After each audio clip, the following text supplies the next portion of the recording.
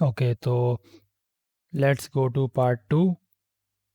Part two में हम थोड़ी सी और बेहतर चीज़ बनाने की कोशिश करते हैं।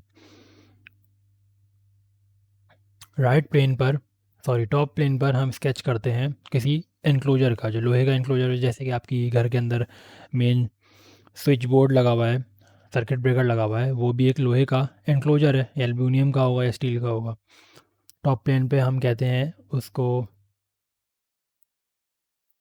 कि वो चीज़ की बैक साइड दिखा रहा हूँ मैं, और वो चीज़ है तकरीबन हमारी 1 फिट तकरीबन होती है वो। उसकी चौड़ाई 10 इंच समझ लेते हैं हम, 10 इंच होती है। उसकी लंबाई तकरीबन 1.5 फिट कर लेते हैं। 1.5 फिट का ये हो गया एक, इसकी बैक प्लेट है समझ लें।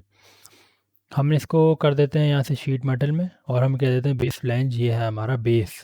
समझ रहे हैं हम, वर्ड बेस का मतलब होता है पहली चीज़ जो हमने कर दी बेस। अब इसके बाद सारी शीट की थिकनेस यही रहेगी, तो हम यहीं पे भी जो पहले प्रिंटर सेट करते हैं वो यही रहते हैं। और ये काफ़ी हल्की चादर जिसको हम कहते हैं चादर की होती है, तो इसके एक्चुअल थिकनेस होती है 0.0747, 14 गेज की शीट, 0.0747। ठीक है, के फैक्टर 0.5 ही रखते हैं हम, और ओके कर देते हैं। राइट, और हम इसमें एक दफ़ा दोबारा भी चेक कर लेते हैं। यहाँ पे ये चीज़ गलत लगी रह गई। मिनिमम बेंड रेडियस 14 गेज पे 0.03 होता है,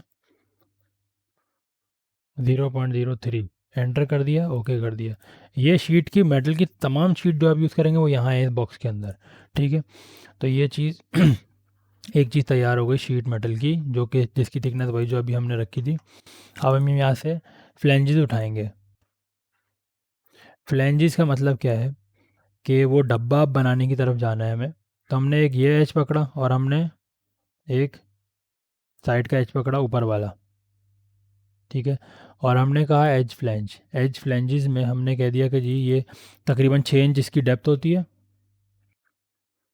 6 इंच से कम करते हैं, 4 इंच की इसकी डेप्थ होती है, और हम इसको ओके कर देते हैं।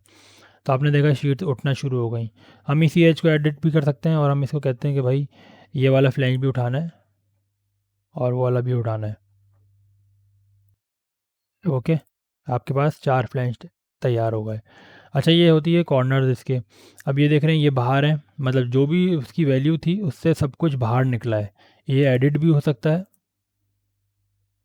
कि सारी चीज़ें जहाँ आपकी लाइन हैं उसके अंदर रहें, या उससे उस उसकी वो जो आउटर थिकनेस हमने रखी थी 10 इंच, या उसके अंदर अंदर बने, उससे बाहर बने, या एक्स वाई जेड, यहाँ सारे उसके डिटेल पैरामीटर्स हैं।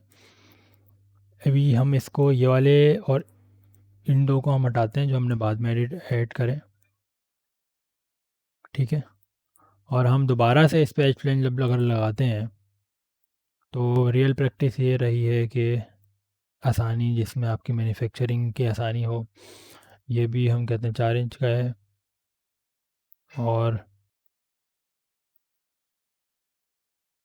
तो ये हमने जब बाद में उठाया तो हम इसको अंदर रख सकते हैं ताकि ये इनक्लोज हो जाए। एक चीज़ बाहर थी और एक चीज़ अंदर थी। ठीक, और हम इसको भी इसी वक्त ले सकते हैं एज फ्लैंज को आगे के, और ये डन हो गया हमारे पास। ठीक, तो अगर कहीं से आपको ज्योमेट्री ख़राब लग रही है जैसे कि ये है, इसका मैं अभी आपको बताता हूँ नेक्स्ट वीडियो में। इसको कहते हैं कॉर्नर ट्रीटमेंट्स। कॉर्नर्स में आएगा ये ब्रेक।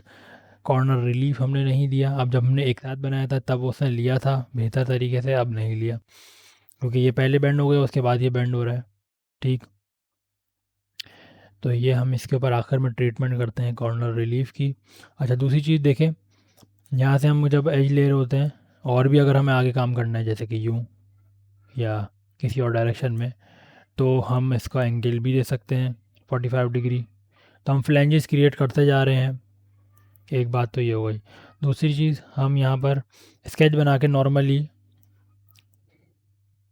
स्लॉट्स होती हैं हमारे पास बनी बनाई लाइब्रेरी में वेंटिलेशन के लिए, या फिर हमारे पास होल्स भी होते हैं कुछ माउंटिंग के लिए, तो हम वो यहाँ लगा सकते हैं। होल्स के लिए हमारे पास स्टैंडर्ड लाइब्रेरी भी होती है होल विज़ार्ड के नाम से, और वो हम वहाँ से स्टैंडर्डाइज्ड, एक सेकंड, स्केच एग्जिट करेंगे हम, और होल विज़ार्ड के लिए हमारे पास स्टैंडर्ड लाइब्रेरी ड्रिल्स की या बिट्स की या M10 फलाना जो कुछ भी है वो भी हम बोल्ट्स लगा सकते हैं, या आप खाली सिंपल होल भी कर सकते हैं। और ये जैसे कि मैंने अभी बनाई है एक स्लॉट, तो हम इसको लेके हम यहाँ से एक्सट्रूडेड कट करते हैं। थ्रू ऑल भी कर सकते हैं, इसमें ऑप्शन आता है। और हमारे पास ऑप्शन आता है कि लिंक टू थिकनेस, थिकनेस जो भी है उतनी बराबरी का कट कर देगा ये। और ये सारे ऑप्शन आप चेक कर रखेंगे, नॉर्मल कट, ऑप्टिमाइज ज्योमेट्री, ठीक है।